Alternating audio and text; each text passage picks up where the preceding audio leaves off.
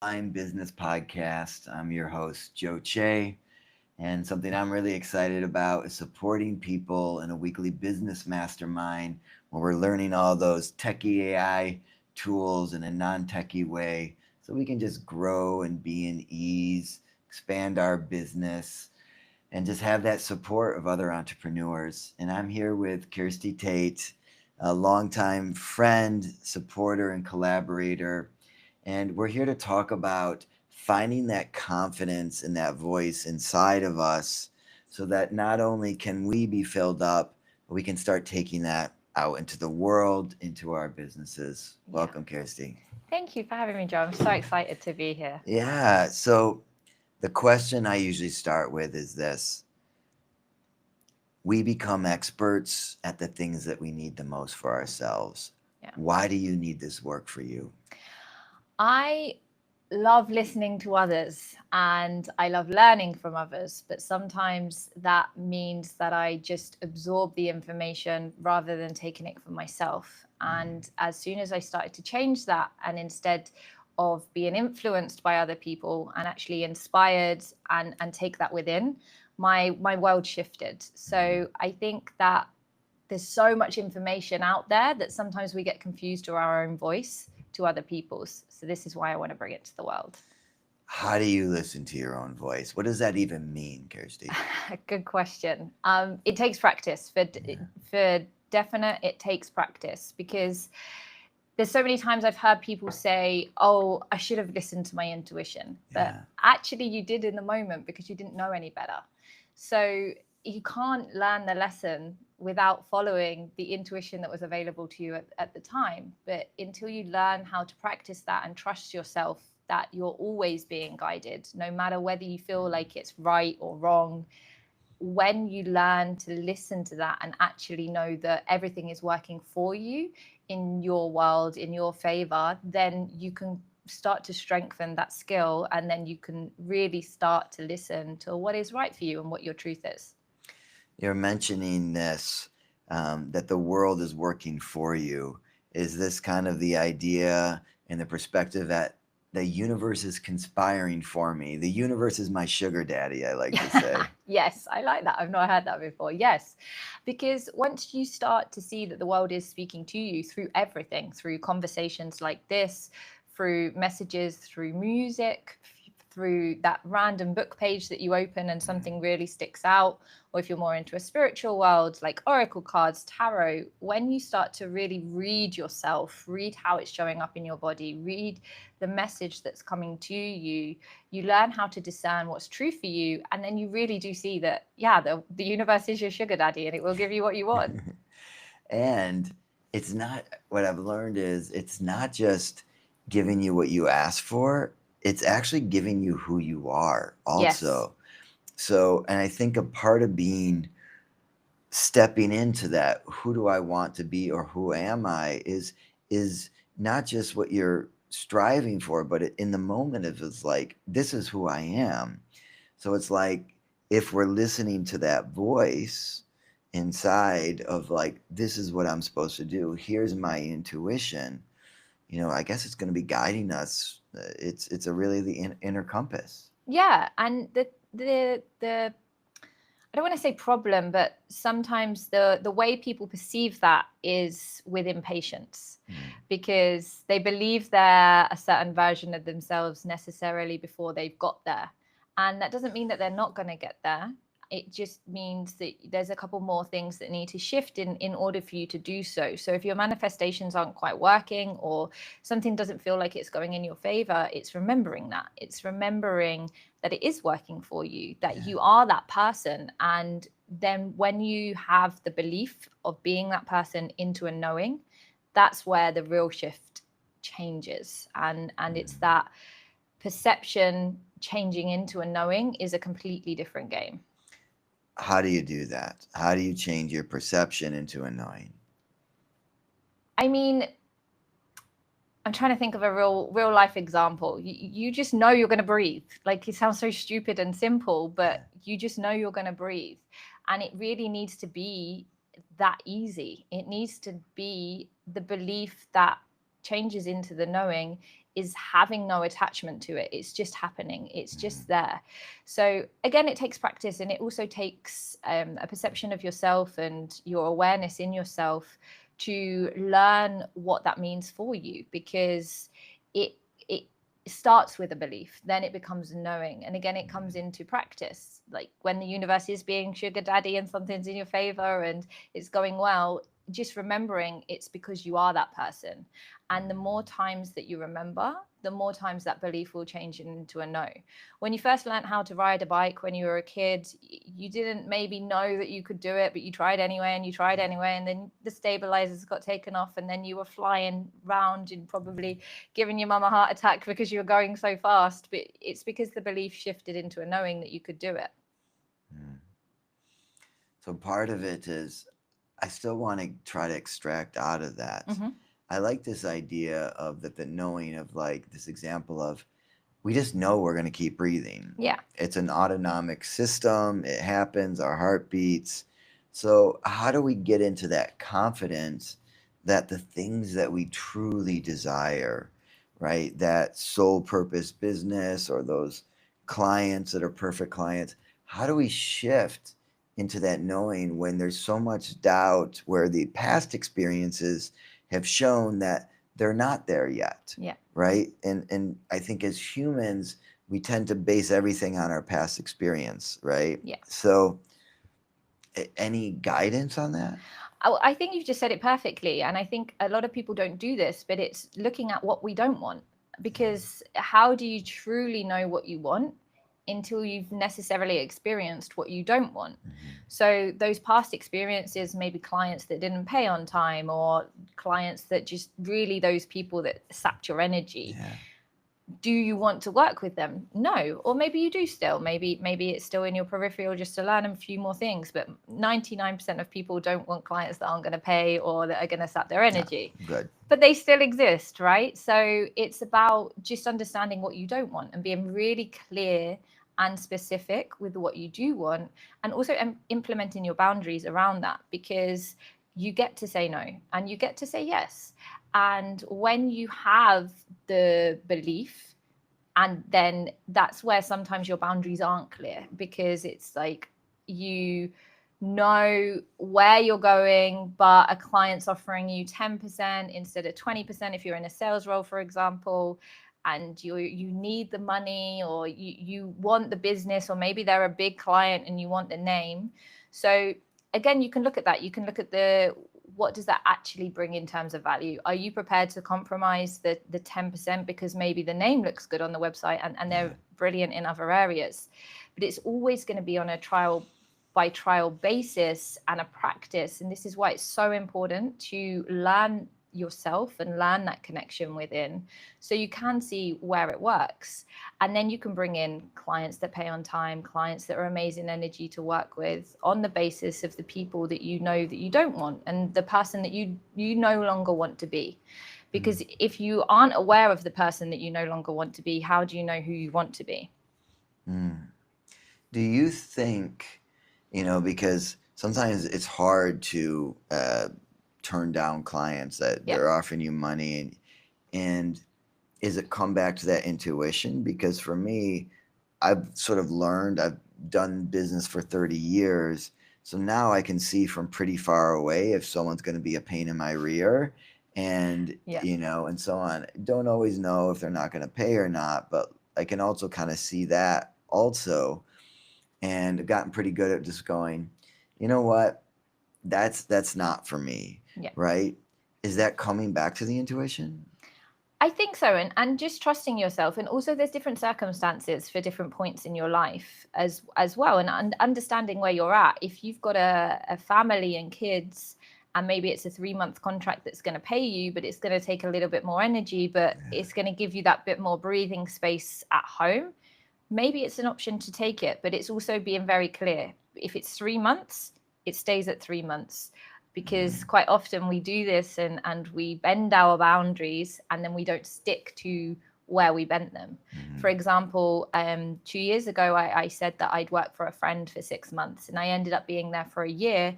And it just became complete misalignment for us both, because he needed someone who was aligned within his business, and I didn't want to do it anymore. It wasn't like aligned with where I wanted to be, and I wanted to explore his world. And also he kind of helped me out because I just shut down my business and I was bored and I needed something to do. So, but I bent my own boundaries by staying a year, and that's where resentment comes in. And it was never to him; it was more to myself. Of, I shouldn't be doing this. This isn't what I want to do. So it's about being very clear and honest with yourself. A lot of people believe that there's intuition is this external voice, and that it's going to give them the message, and they're going to hear God or this divine whisper a message that's aligned to them. That's not necessarily true. Your intuition is being true to yourself. What does this feel like within me? Does this sit with my values, and does this sit with that version of me that I want to be? And most people don't ask themselves the questions, and that's actually your intuition speaking. And when you can get good at that, and when you can also be honest with yourself with it, because it takes practice, and not every day you're going to necessarily be in alignment with those things, but it's about being true to yourself. Okay, I veered off path. Where can I maybe take 1 or 2 steps closer back to my path, and where I should be? What's the best way to listen to that inner voice, that intuition?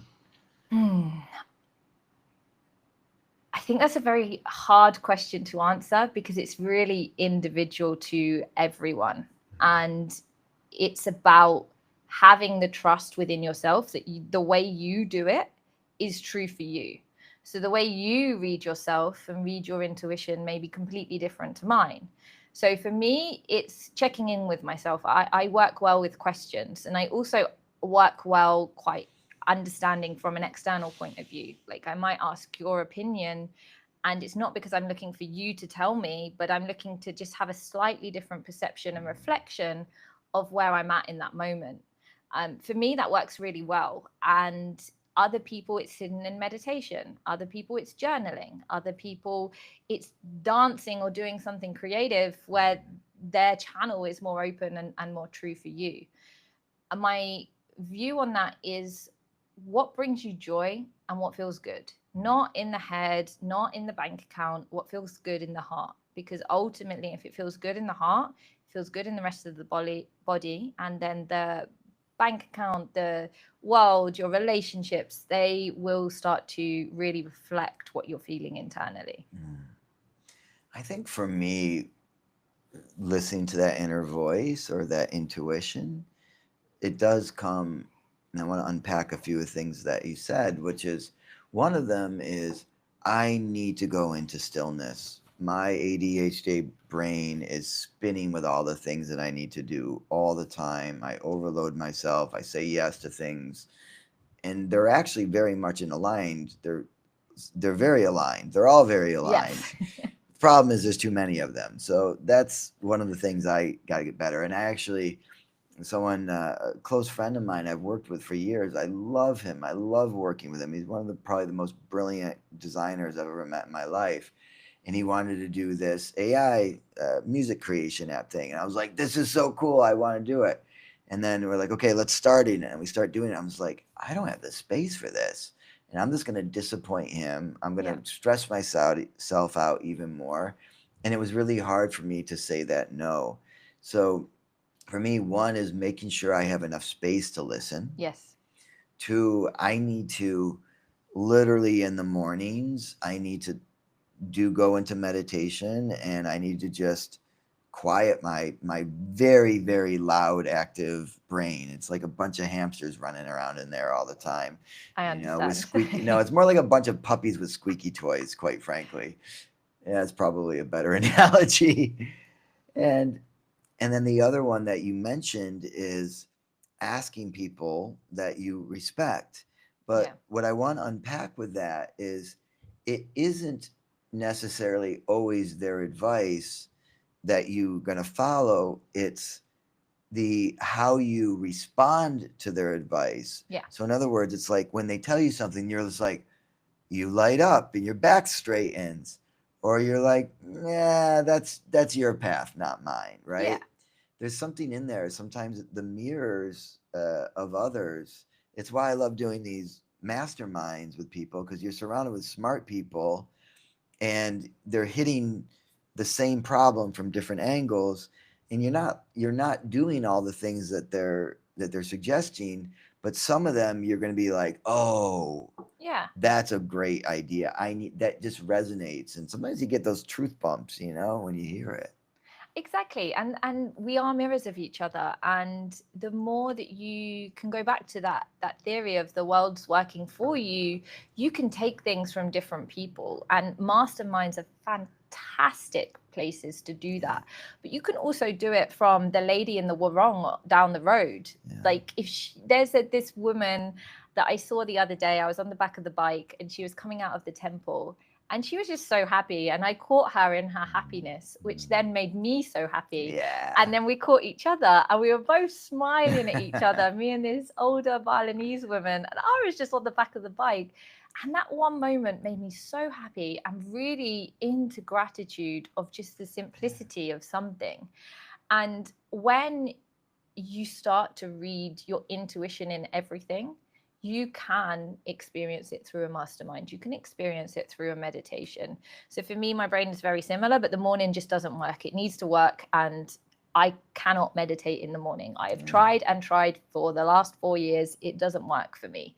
So I would much rather. 4 years trying that? I would have given up a lot quicker. I mean, I try every now and again. It's not every day, but I would much rather get on the computer, do some things, and then after 2-3 hours, then sit and have a space and meditate. Like for me, either between like 11 and 3 is perfect for me to drop in, and then I can really take hold of my brain, whereas it needs to be doing something in the morning, and it especially if there's things to do, it really likes to be on, and maybe that's the thing for me I need to work on, I'm not sure, but I found that meditating later in the day for me works really well because my brain is calmer and I can't quiet it down in the morning. It wants to change the world, and sometimes it's even difficult to just send an email because it's so active. But again, it's that beauty of it. It's the beauty of finding out. And I think that's where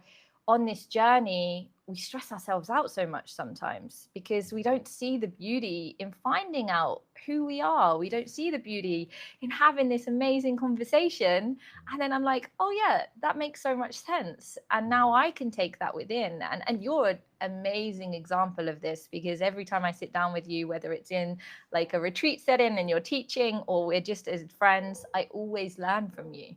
And I really do. And that's why I was so excited to be here and why I've been hassling you for so long to let me to be here. But it's because there's certain people in your life that just have that way of really seeing you and showing up in a way to the world that they don't even realize because they have so much wisdom that just comes through them. And it's so beautiful for me because this is why I love people so much. I can learn from anyone, even if they're triggering me. I'm not some enlightened being yet. I still get triggered, but I see the beauty in it and I love it. And when I can come back to that present moment and be like, okay, what is this teaching me? Where do I still need to work on? What is this showing me in this moment? I just think it is one of the most beautiful things we can do.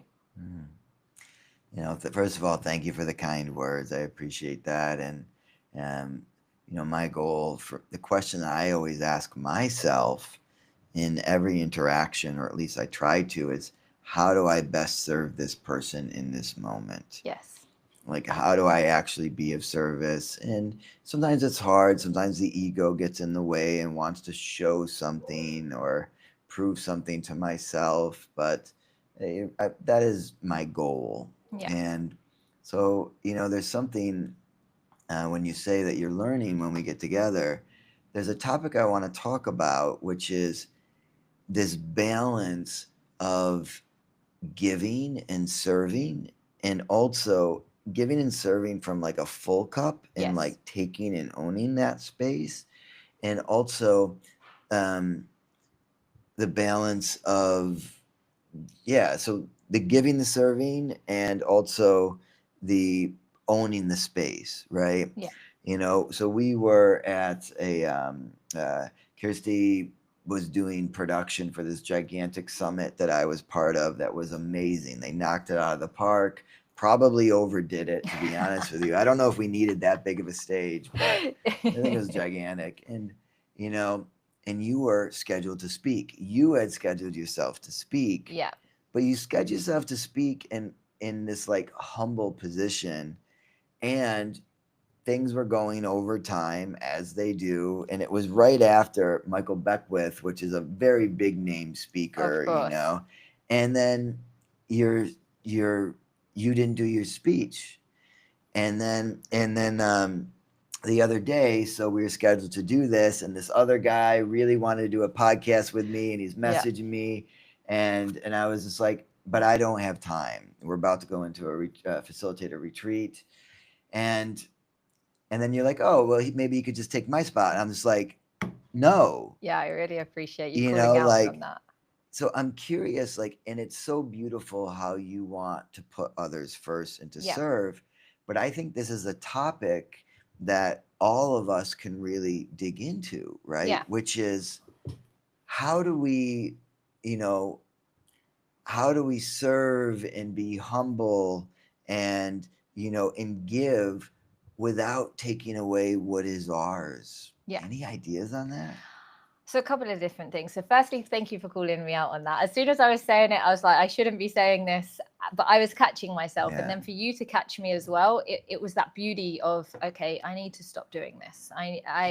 It's not, everything will always be perfect. And if that was supposed to happen, it doesn't mean that I have to forgive my spot. Let's say it like that, so that it's kind of easy to understand. And in regards to the speaking on stage, there was a real big lesson in that for me, in terms of, I created this beautiful stage and I put so much value on myself to speak on that stage that it could never happen, because of the whole way that I literally built the whole thing, from the summit, from the stage, from me putting myself in the calendar and where I put myself in the calendar. It could never work, because the whole thing that I was attached to was the value of me being on that stage, rather than knowing I am whole and valued now, and then serving from that place, then I can deliver and serve in that room.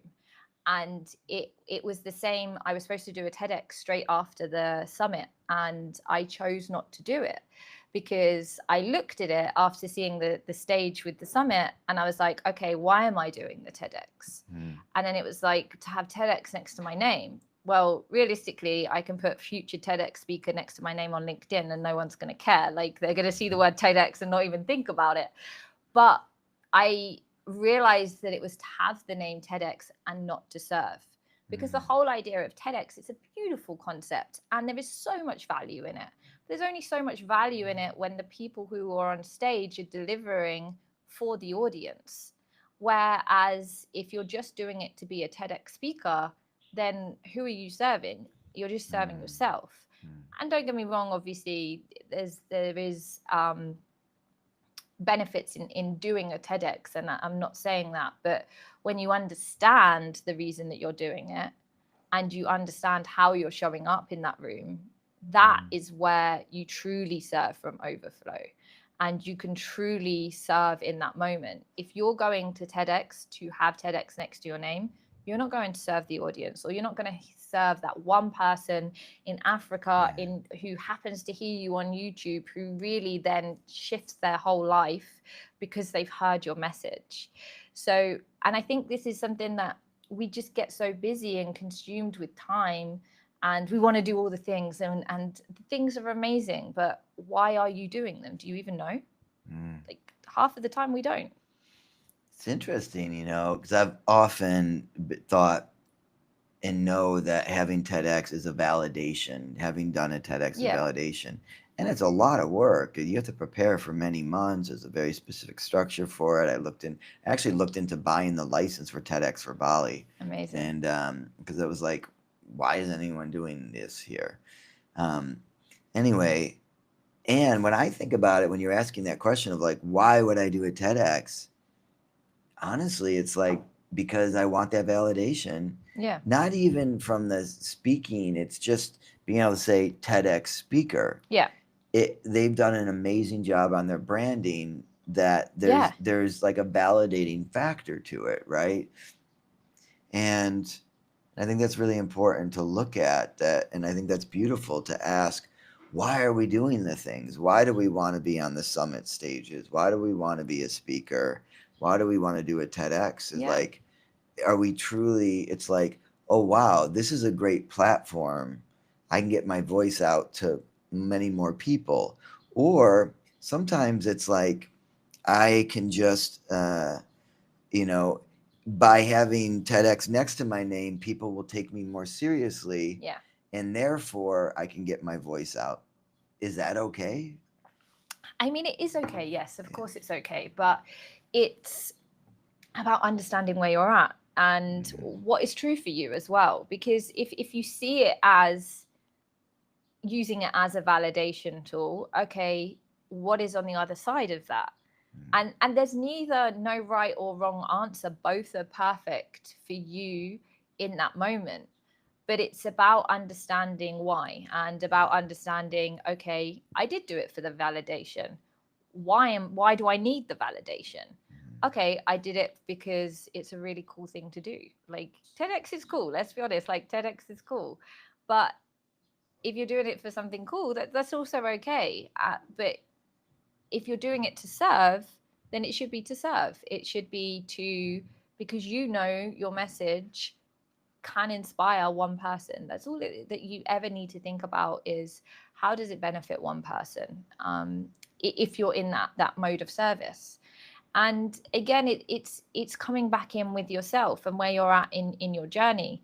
I also wrote a chapter in a book this year, and I wrote it because I got asked and I was excited. And then I literally had 1 week to write it because they were going to press and someone had dropped out at the last minute. And then one day before that was going to press, I was like, I've just written my story. This is not benefiting anyone. And I rewrote the whole thing. And I was flying from a Joe Dispenza retreat in DC to Panama via Colombia. And it was a mess. It was a mess in terms of timing. But I realized that I wrote it in a way that wasn't going to necessarily help anyone. And then when I realized that, I was like, I cannot let that go to print. I was like, how do we delay the editors? I really want to rewrite this so that I feel that it inspires someone and I'm not just sharing my story because I feel like I want to. So for me, that was important in that moment. But if I just shared my story, that's also okay. There's so many people who are incredible storytellers and other people receive what they need from them in that moment. Like we listened to fairy tales when we were kids because they're nice stories and we enjoyed them in the time. But again, it's coming back into self and seeing, okay, what is it that I want? If it is to serve in that moment, as you are very much in service, and we've had this conversation many times, then that's the place that it should be coming from. And that is, and also if it's not in that moment, that's also okay. Don't put the pressure on yourself. It was a very long-winded answer. Sorry. And as you're speaking, I'm realizing that yes, I do want to help serve others, and I also want to be served. I want it to have a benefit for Yeah. me, and it's important that there is that energetic exchange that as you are giving to others, that you're also receiving, and we got to be careful of that, especially because I know you as a big giver. You're an amazing support. You've gotten in and you give a lot and you like a lot of value to a lot of people, and you're really good at kind of getting behind things and pushing, not pushing, probably dragging, might even be the better word sometimes. And it's such a beautiful gift, and I've also been there too, and know that there also has to be benefit for me, and we need to cut out the things that are kind of sucking all of our energy out and draining all of our energy.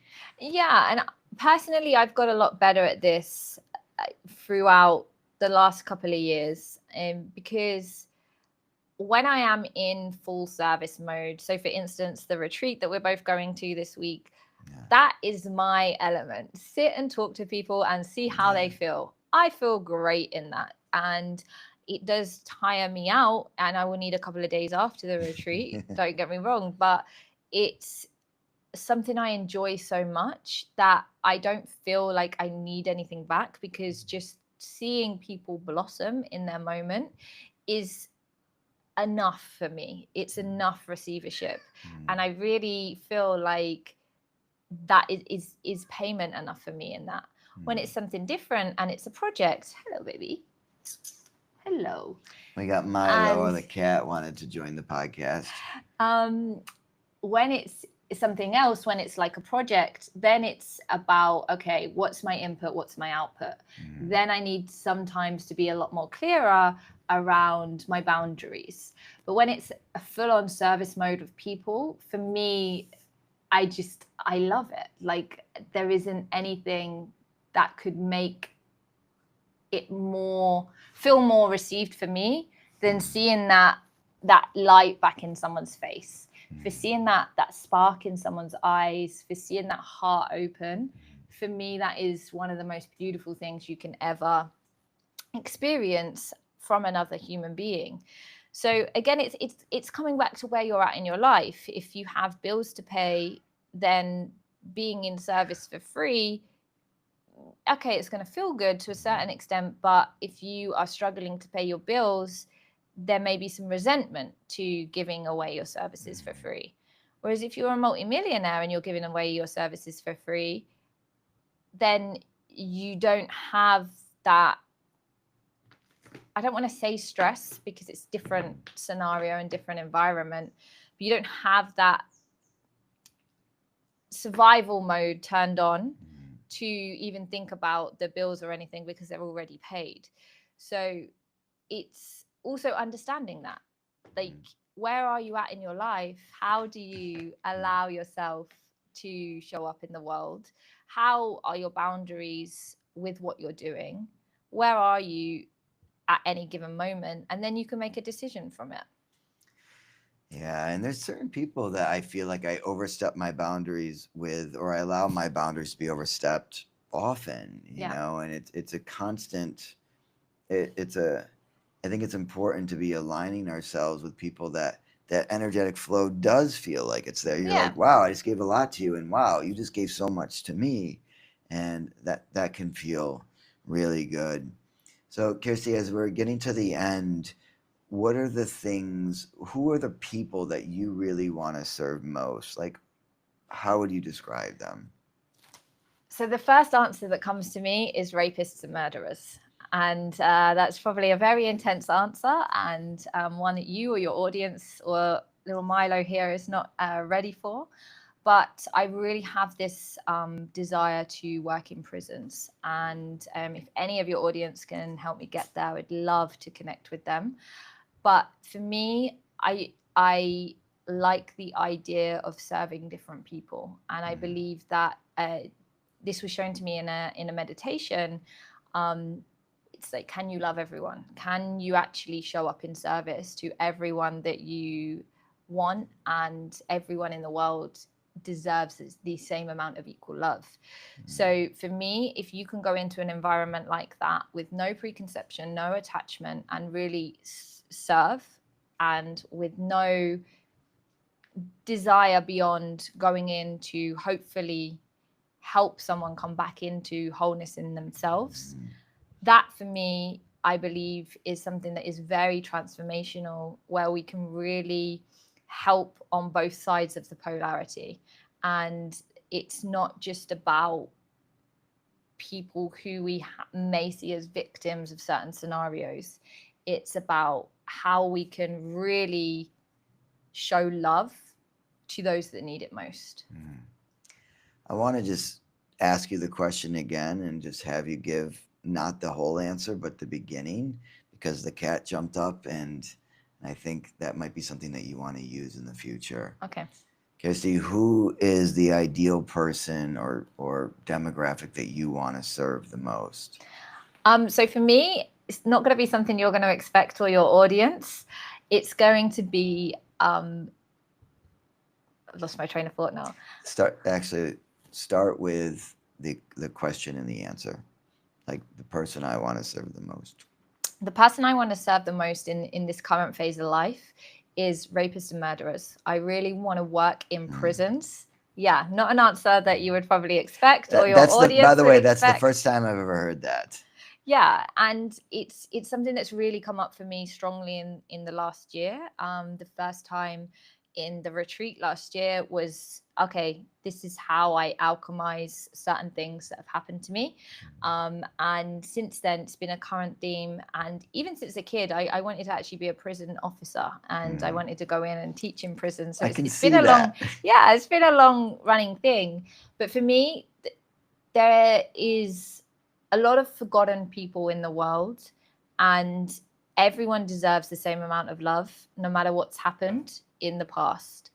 And if you can truly be of service to people who maybe other people throughout the world wouldn't necessarily give their time or their love to, I believe that alchemizes a lot of things when you can bring people back into wholeness within themselves, and you can give people that true redemption of knowing that they were always valued. Because the thing is, hurt people hurt people. And the reason things happen throughout life is because of a certain specific set of ways that happen to them in their childhood. And the more that we can alchemize, the more that we can bring people back into wholeness, back into themselves, back into truth. I want to put it that way. The more it has a ripple effect into the world. This is my belief system. And I am probably the only person that can meditate and see the most violent things in my mind. And it's shows me very, very brutal things. And the question is always, how much love can you give in this moment? And I know that is probably completely left field to most people, and an answer that was probably not happen. Not most people's ideal ICP client. Yes. But it's a real strong thing for me. And since the summit, I'm having talks with someone around it, which is beautiful. And I've also just seen yesterday an article about Joe Dispenza's team now doing specific programs in prisons in the States. They were doing them in actually the most prolific prisons in Mexico. And they were getting literally cartel leaders who hated each other, who were chained by their arm for 23 hours a day in their cells to sit and meditate and hug each other. Now, imagine if we can do that throughout the world in scenarios where people don't get that opportunity. I mean, in Bali, you get to meditate when you go every time to buy a coconut. It's like, oh, take a breath. But throughout the world, that's not necessarily true. So how can we bring that into environments and serve from overflow, purely just with the idea to bring people back into themselves? Beautiful, Kirsty. Thank you, everyone, for listening as we get to the end. And, if there's any rapists or murderers out there, know that you're loved. Know that you're loved, even through the difficulties. And we have someone that's ready to serve you. That would be hard for me. I'm not going to lie. That'd be hard for me. And it's a beautiful question. How do I love something that's even hard to love? And how do we love those things in ourselves? So you can find Kirsty on Instagram at Tait. Is that Tait correct? Face. Tait. Tait Face. You can find her on LinkedIn and our YouTube. I'm Joe Che. Thank you, everyone, for being here with us. Have an amazing day. Thank you, guys. Thank you for having me. Okay, we went pretty long on that. Sorry, I like to talk. No, it's okay.